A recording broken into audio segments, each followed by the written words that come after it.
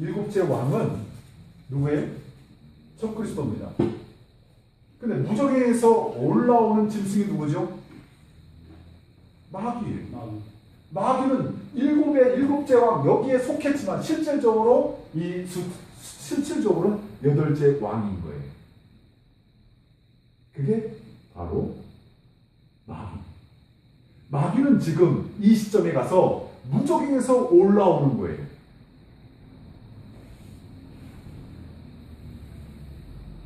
그러니까 이 시점에서 무적행에서 올라온다고 하는 것은 하나님께서 하나님의 뜻을 이루기 위해서 그들에게 주어진 42달이라고 하는 그 시간을, 그 기한을 그가 권력을 행사하기 위해서 올라오는 거예요. 권세를 행하기 위해서. 그것이 바로 만약 우리에게는 교회와 성도들에게는 큰 환란의 시기인 거죠. 마지막 환란, 큰 환란. 왜 이런 환란이 필요하냐? 공의의 하나님께서 교회와 성도들이 깨어있지 않았을 때에 공의는 결국 그 모든 시련의 골짜기로 가서 결국 거기서 은처럼 금처럼 연단을 통하여 일어나는, 그래서 하나님 앞에 바르게 온전하게 쓰는 그것이 공의입니다. 어느 시대나 우리가 신앙적으로 해이해지거나 하나님 뜻을 벗어나면 하나님의 백성들은 시련을 겪게 되어 있습니다. 그러나 버리지 않습니다. 그 시련 속에서 깨닫고 돌아오는 거죠. 마지막 때도 같은 패턴으로 나아가는 겁니다. 그러니까 지금 현재 성경적으로 보면 5은 이미 지나가고 있습니다. 요한이 이 계시를 쓸 때에 예수 그리스도가 초림 이후에 이미 5제국은 지나가버린 겁니다. 5제국은 지나갔는데 하나가 남아있어요. 그 하나가 현재 오늘 우리에까지 와 있는 하나님입니다. 하나는 있어. 5은 사라져. 없어져. 하나는 있는 거예요. 그 하나가 바로 현재를 얘기합니다. 그래서 그것을 일반인도 최후의 제국, 자본주의 이렇게 얘기하지 않습니까? 그거는 제가 말한 표현이 아니라 방송국에서 최후의 제국이라고 하는 부분으로 그것을 방송한 적이 있어요. 이 세상의 물질에 대해서, 이 세상의 자본에 대해서 제목을 그렇게 나오더라고요. 그러니까 여기는 현재를 얘기하는 것이고 마침내 7째 왕이 드러나는 거예요. 그것이 적그리스도입니다. 이것이 드러나기를, 이것이 출현하기를 누가 지금 준비하고 있는 거예요? 마귀가.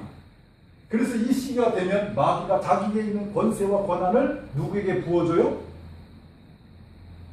적그리스도에게.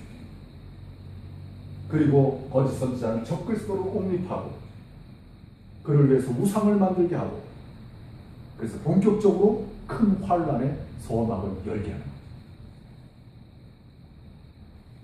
그것이 뿔에 대한 내용입니다. 그러니까 여기서 우리가 이해할 것은 이 10뿔은 이 7뿔하고 개념이 전혀 다른, 이건 아주 작은 개념이라고 하는 거예요. 이거는.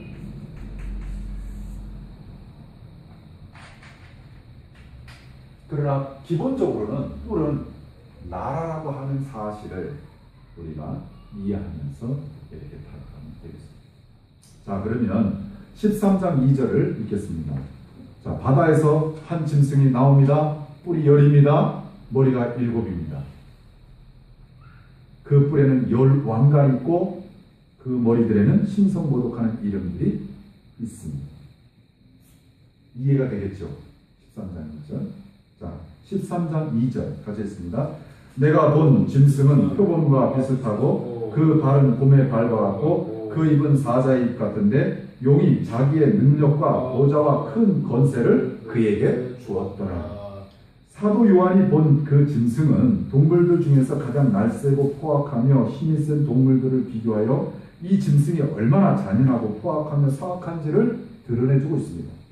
그의 통치의 42개월이 큰 환란이라고 말하는 것과 마태는 이런 환란이 창세로부터 지금까지 없었다라고 마태복음 24장 21절에 말하고 있습니다.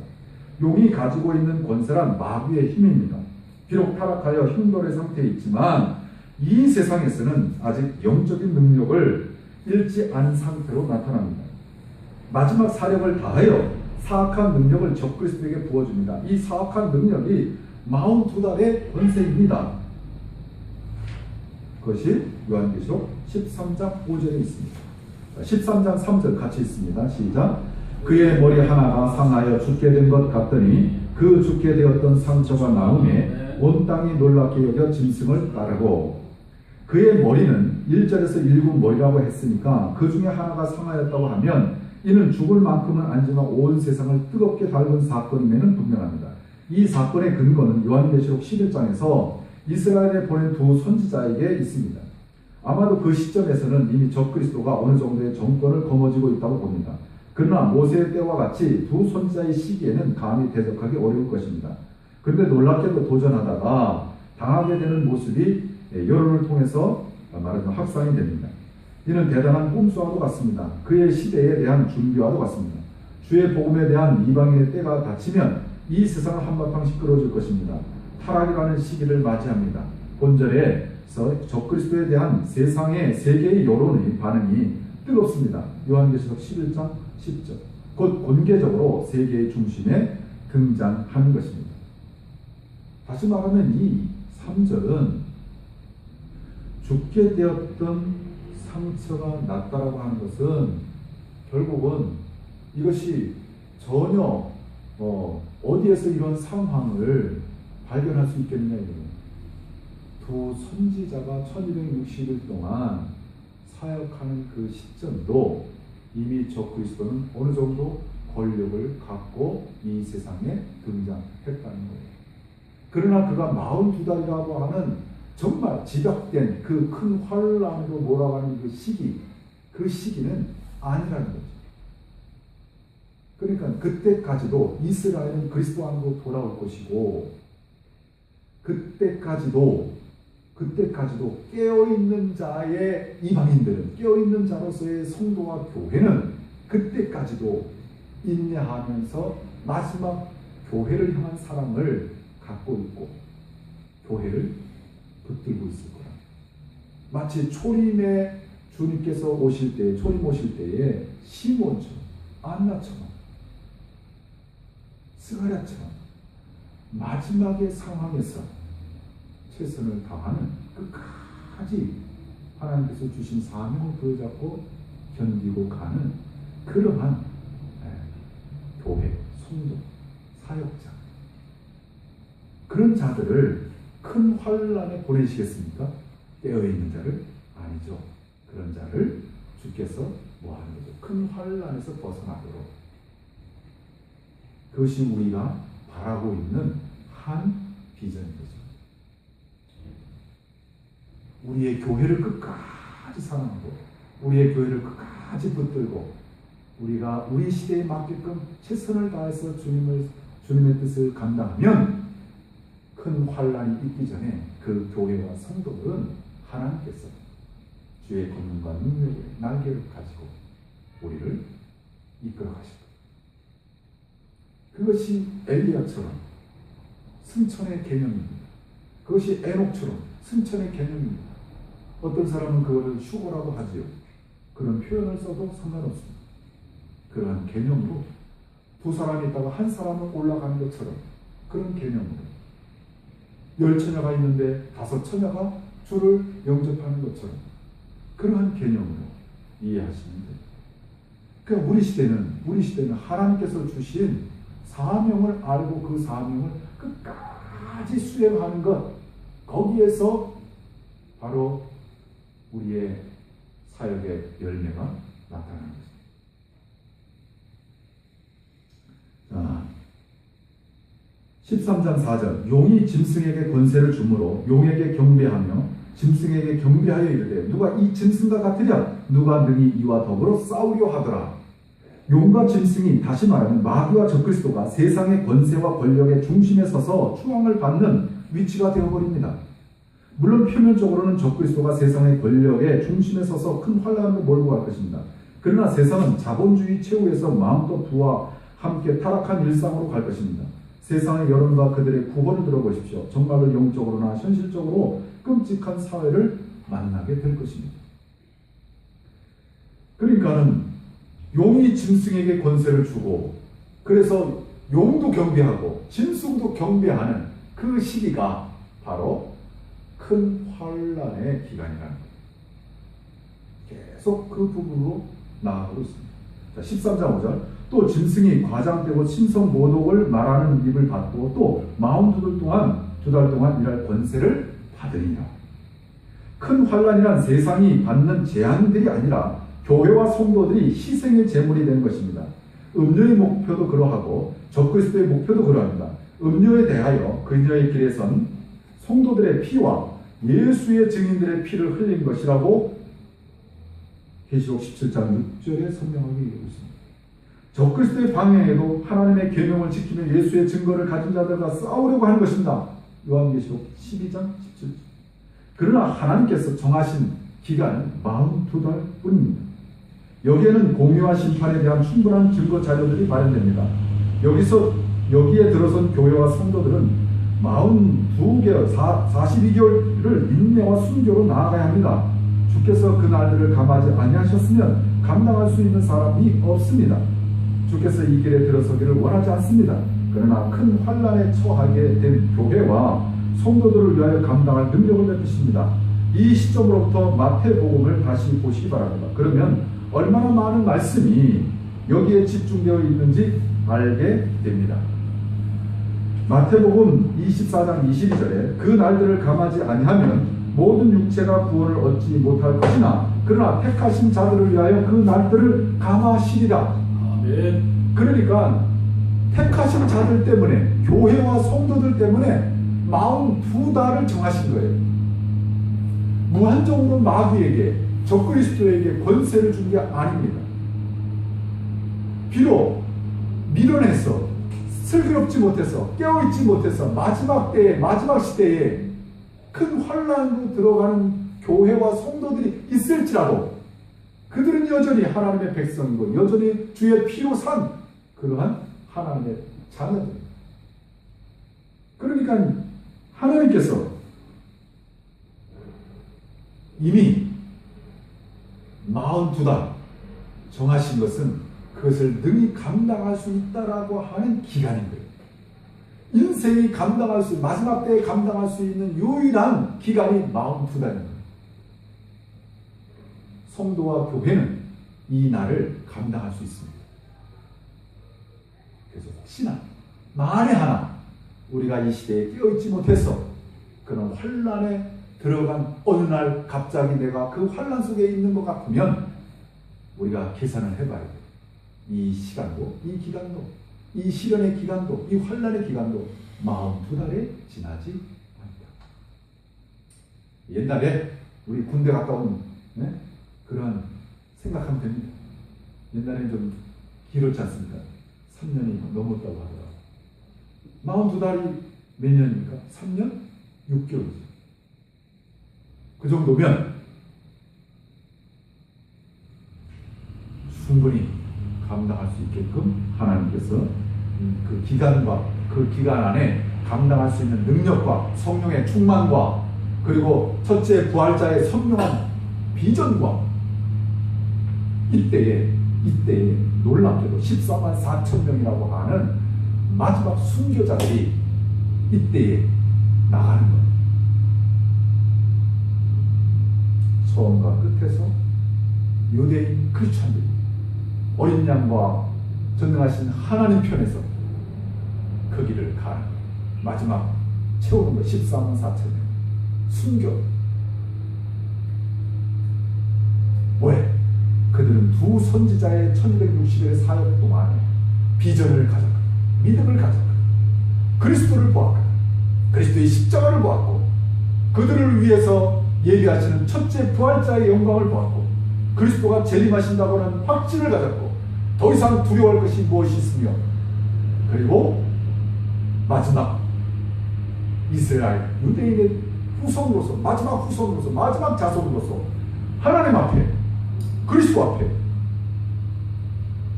진정한 사랑을 고백하고 드립니다.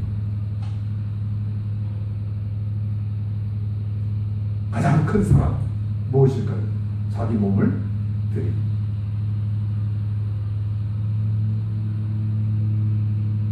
그러니까 42달은 견딜 수 있는 겁니다. 그러나 42달을 견딜 수 없는 자들이 있어요. 그들은 바로 그들과 동조하는 세력들, 불신자들입니다. 그 시대에, 그 시기에, 그 기간에 그 불신자들, 그들에게 쏟아지는 것이 바로 나팔재앙, 7가지 나팔재앙이고 7가지 대접재앙이고 그 안에 있는 3가지 큰 화음. 할렐루야. 하나님께서 우리를 정말로 귀하게 해주십니다. 자, 13장 6절. 짐승이 입을 벌려 하나님을 향하여 비방하되 그의 이름과 그의 장막 곧 하늘에 사는 자들을 비방하더라. 적그리스도는 하나님의 이름과 하늘에 사는 자들에 대하여 비방하는 말을 서슴없이 합니다. 다시 말하면 적그리스도는 이 기독교적 이 개념을 선명히 안다는 거죠. 선명히 안다는 거예요. 분명히 알고 있다는 거예요. 적그리스도. 하나님에 대해서, 하나님의 나라에 대해서, 그러니까 하나님을 믿는 교회와 성도들에 대해서 짐승이 어떤 행위를 하게 되냐고요. 이는 세상에 대하여 교회와 성도들을 핍박하라는 메시지와 같습니다. 모든 법과 상황을 맞추어 기독교를 큰 환란으로 몰고 갑니다. 세계사는 처음부터 복음에 대한 단호한 조치를 정치와 그 밖의 수단으로 이용했습니다. 이 핍박으로 오히려 교회는 복음의 열매를 맺는 축복을 누리곤 했습니다. 그들의 정치의 때에 얼마나 많은 기독교의 희생이 있었는지를 결과적으로 보여줍니다. 적그리스도의 통치의 중심인 그 성에서 증거가 쏟아집니다. 마침내 42개월의 통치가 끝났을 때에 그들의 중심에서 벌어진 것이 무엇인가에 대한 그 증거물들이 쏟아지는 것이 18장 24절 같이 있습니다. 선지자들과 성도들과 및 땅 위에서 죽임을 당한 모든 자의 피가 그 성 중에서 발견되었느니라 하더라. 그러니까 그들이 마지막에 행한 그 사악한 행위들이 하늘에 그 핍박이 하늘에 닿았다는 거 아니겠어요? 그래서 이제 마지막으로 그 하나님의 진노가 그들에게 부어지는 거예요. 그것이 7 진노 재앙이죠. 자, 13장 7절. 또 권세를 받아 성도들과 싸워 이기게 되고 각 족속과 백성과 방언과 나라를 다스리는 권세를 받으리라. 여기서 성도들과 싸워 이기게 된다라고 하는 이 부분이 뭐냐? 진짜 성도가 지느냐? 그런 게 아니에요. 성도들과 싸워 이기게 된다고 하는 것은 성도들을 큰 환란으로 몰고 가는 그런 정치, 몰고 간다는 거예요. 적그리스도가. 그래서 마치 성도들이 지는 것 같이 보이지만 결국은 성도들은 뭐합니까? 큰 환란에서 다 나오잖아, 이겨서. 그것이 요한계시록 벌써 4, 5장에 다 기록이 되어 있습니다.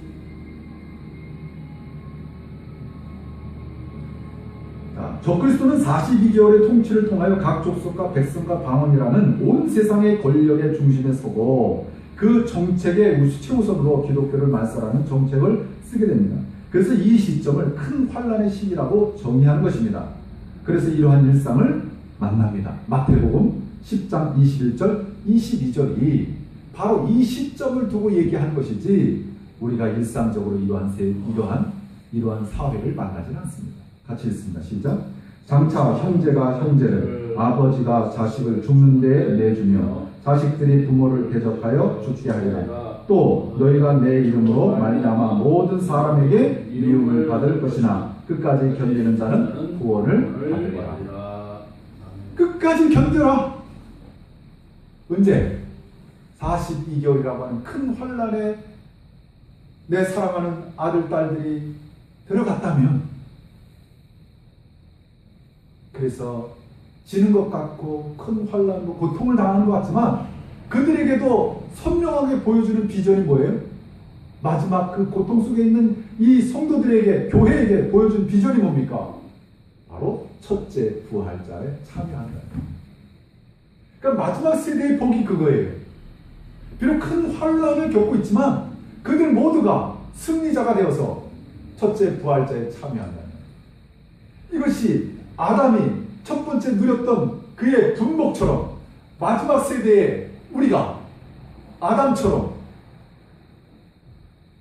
새로운 복을 받는 것. 그것이 성경에 처음으로 기록한 거룩한 복이다. 그러니까 여러분이 받아야 될 앞으로의 복이 이 세상에 있는 물질적인 그러한 시시한 자그마한 그런 복이 아니라 죽으면 없어질 그런 복이 아니라 죽어도 다시 여러분에게 우리에게 영원히 오는 그런 복, 첫째 부활자의 복, 거룩한 복, 진정한 복이 예비되어 있다. 그런 목표가 선명하기 때문에, 그런 목적이 선명하기 때문에 큰 환난도 능히 감당할 수가 있는 거예요. 그러나 믿지 아니하는 자들은 그 불신자들은 핍박을 당하는 크리스천들이 교회가 어떻게 핍박을 당하는지를 알기 때문에 감히 구원의 손길을 못 내는 거예요. 구제의 손길을 못 내는 거예요. 동정의 손길을 못 내는 거예요. 그래서 그 시기에는 냉수 한 그릇을 대접할 수가 없는 거예요. 냉수 한 그릇을 대접하면, 크리스천에게 대접하면, 교회에 대접하면 그 상은 결단코 잃지 않는 거예요. 그러나 그것을 냉수 한 그릇을 대접하려면 자기 목숨을 담보해야 해요. 그러니까 성경이 말씀하시는 부분들은 이것이 어느 정점에서는 선명하게 100% 이루어진다. 그러나 각 시대마다 조금씩은 적용이 될 수 있는 것이긴 하지만, 그러나 이 말씀에 선명한 정점이 있다. 13장 8절 같이 있습니다. 죽임을 당한 어린 양의 생명책에 창세 이후로 이름이 기록되지 못하고 이 땅에 사는 자들은 다 짐승에게 경배하리하라. 이 땅에 사는 사람들이란 복음의 시대에 그리스도를 주로 영접하지 않은 모든 사람들을 말합니다. 그러니까 이방인의 때와 이스라엘의 때를 통해서 주를 영접하지 아니한 모든 사람들이겠죠. 그 범위를 창세 이후로 복음의 문이 닫히기까지의 죽음을 당한 어린 양이신 예수 그리스도를 영접하지 않은 사람들은 다 적그리스도의 편에서 안티기독교에 편입됩니다. 그러니까 지금 안티기독교에 대한 부분이 있지만 그거는 부분적이고 소수에 대한 내용이지만은요, 이 시기는 그렇지 않다는 거예요. 전체가 다, 이 땅에 사는 사람들은 전부가 다, 즉 불신자들은 전부 다 짐승을 경배하게 돼 있다. 그러니까 우리 기독교인이 짐승에게 경배하느냐? 절대로 아니라는 거예요. 우리 기독교인이 연약해서 우리가 이제 이 큰 환란에서 연약했을 수 있죠. 무서울 수 있지 않습니까? 두려울 수 있지 않습니까? 그러니까 혹시나 내가 부인할 수 있지 않겠어요? 이 시점에서 우리가 생각하면 그럴 수도 있겠다고 하지만, 그래서 두렵다고 생각할 수 있겠지만, 그러나 그 시점에 가면 성령께서 말씀하시기를 너희는 무엇을 말할까? 무엇을 생각도 하지 말라는 거예요. 성령이 너희를 무엇을 말할지 다 간다.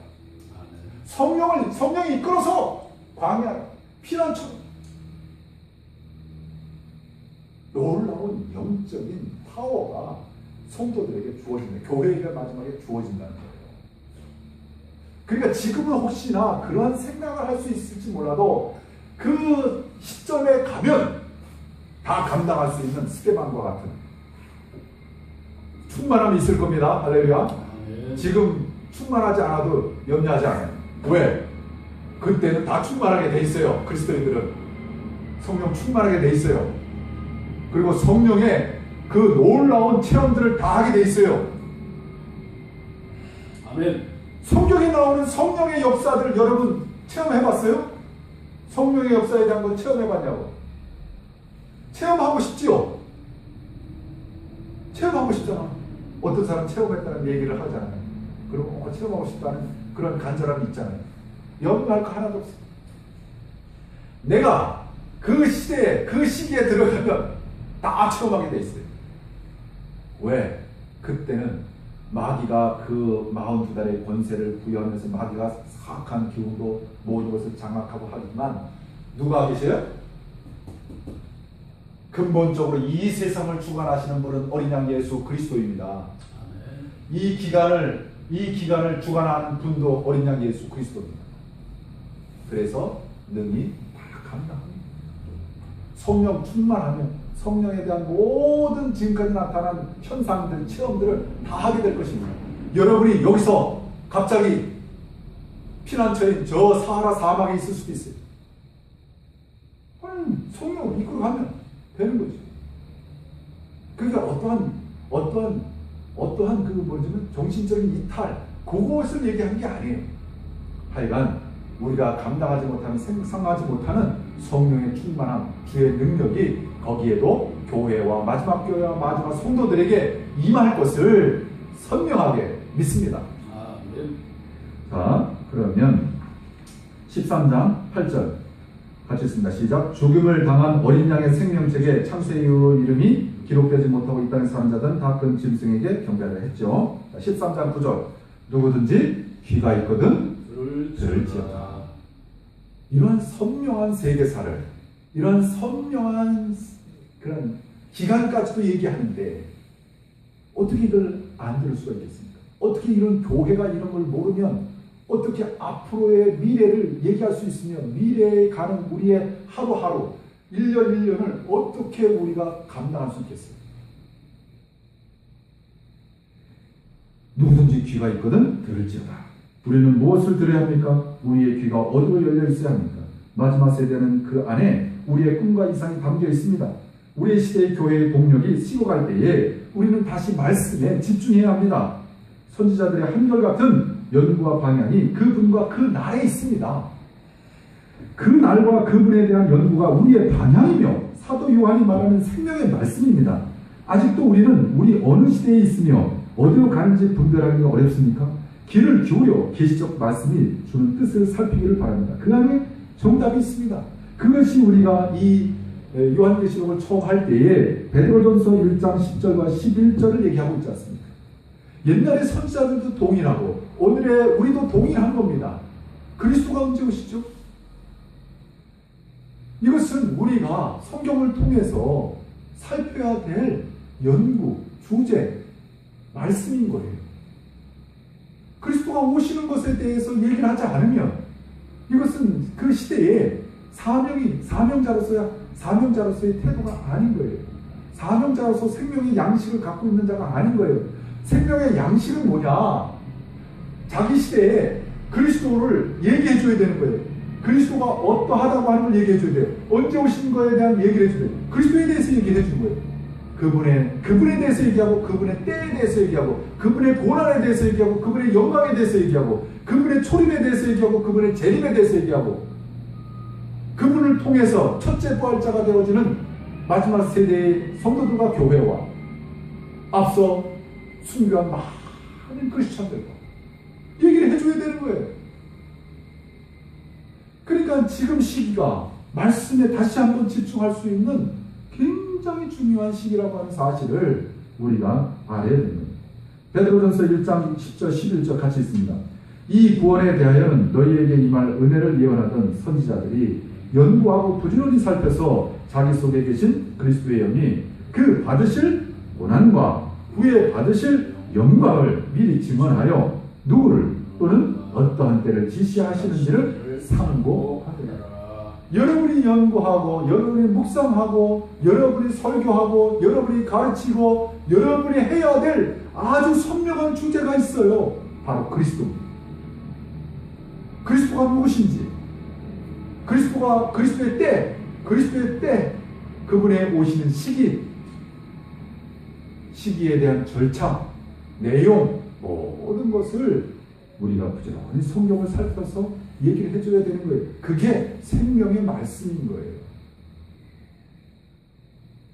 그래야 생명을 얻지요. 힘을 얻지요. 비전을 갖지요. 자, 13장 10절 아주 중요한 말씀입니다. 같이 읽습니다. 시작. 사로잡힐 자는 사로잡혀 갈 것이요 칼에 죽을 자는 마땅히 칼에 죽을 것이니 성도들의 인내와 믿음이 여기 있느니라. 놀랍게도 순교에 대하여 정해져 있다는 사실을 알게 됩니다. 이것이 요한계시록의 7인에서 5째 인에 담긴 사실입니다. 거기서 하나님은 순교자의 수를 정하심에 대하여 일찍이 순교한 영혼들에게 말합니다. 그것이 충족되는 순간이 큰 환란에서 14만 4천 명의 이스라엘 각 지파의 명단에서 발견됩니다. 그들이 마지막 순교의 제물로 하나님과 그리스도에 대한 헌신을 하게 됩니다. 마태는 이때의 성령의 역사를 크게 부각시켜줍니다. 너희를 넘겨줄 때에 어떻게 또는 무엇을 말할까 염려하지 마라. 그때 너희에게 할 말을 주시리니 말하는 이는 너희가 아니라 너희 속에 말씀하시는 이 곧 너희 아버지의 성령이시니. 마태복음 10장 19절 20절. 그러니까 성령이 주가 되신다는 거예요. 내가 주가 되는 게 아니라 그 시기에는 성령이 주가 돼서 성령이 이끌어 가신다는 거예요. 성령의 능력으로 그 42달의 그 시련을 헤쳐나갈 수 있다는 거예요. 교회는 헤쳐나갑니다. 큰 환란을 뚫고 나갑니다.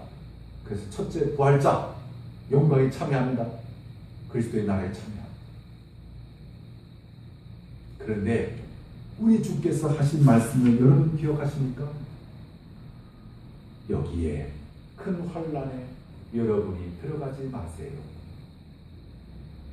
너무나 큰 환란. 그러니까 이 말씀은 곧 그 환란이 있기 전에 깨어서 있으면 슬기로운 5처녀가 됩니다. 2명 중에 맷돌가는 2명 중에 정말 진실한 1명이 되면, 깨어있는 자가 되면 이런 큰 환란에 들어가지 않고 서도 첫째 부활자의 영광에 참여하며 그리스도가 다시 오시는 그 재림의 시기에 참여하며 그 영광을 함께 나누게 될 것입니다.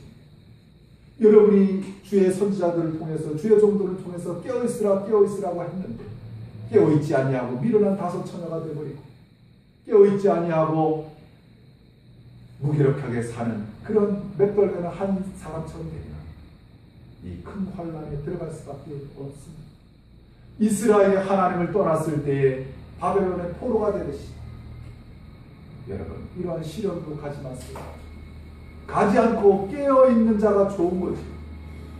들어가서 고난받고 환란을 통해서 깨어서 그제서야 하나님을 보고 그리스도를 본다고 하는 것은 그것도 감사하지만 그러지 않기를 바라는 주의 마음을 우리가 헤아려 가야 됩니다.